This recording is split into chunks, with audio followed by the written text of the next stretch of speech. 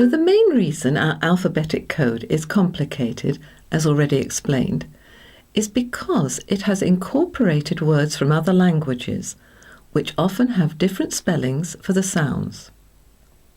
Another reason is that English has 44 sounds but only 26 letters to represent the sounds, which means that at least 2 letters have to be used to represent some sounds, such as the many digraphs taught in steps 1 to 5, such as these.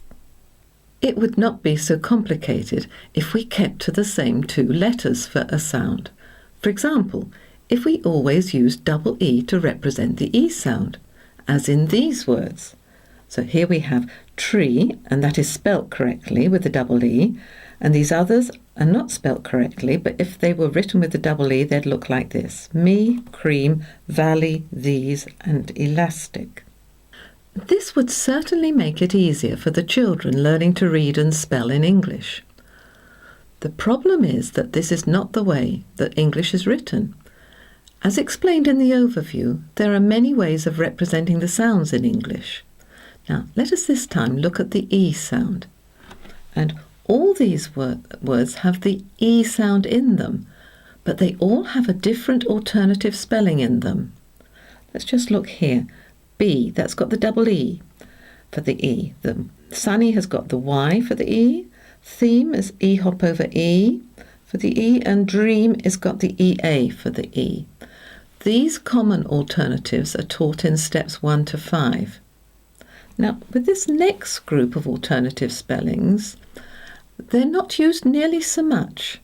Here we've got the IE, as in the word chief, EY, as in the word key, E in we. Well, we have met this before with tricky words: he, me, she, we, and be. And then in the word receive, it's an EI for the E, and in radio, it's just an I for the E sound. Now, some of these more frequently used ones are dealt with in step 6. Although all these alternative spellings make it harder for learning to read and spell, there is one advantage in having this variety. In English, there are many homophones, that is, words sounding the same but having different meanings and spellings. And there are nearly 450 of them, such as words like this. Now here we've got buy, and buy. They all sound the same, but have different meanings, and they all use different ways to represent the I sound. Here we've got the Y as the I, the UY as the I, and the YE. This allows the spelling to be different and the meaning to be instantly clear, which keeps that fluency when reading.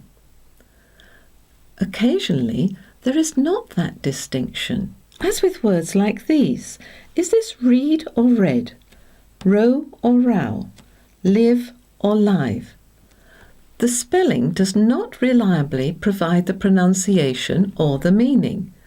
When reading these words, we are dependent on the context of the sentence, and we often hesitate and give that extra bit of thought in order to choose the correct meaning.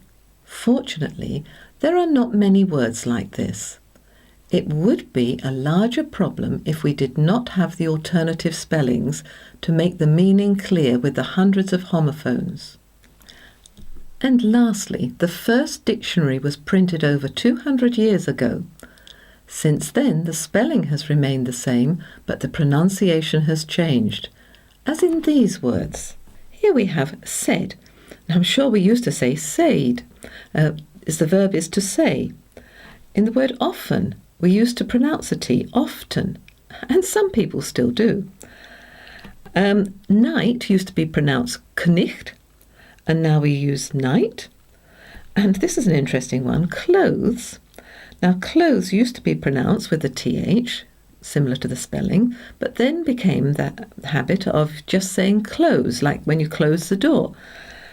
Put your clothes in the wardrobe.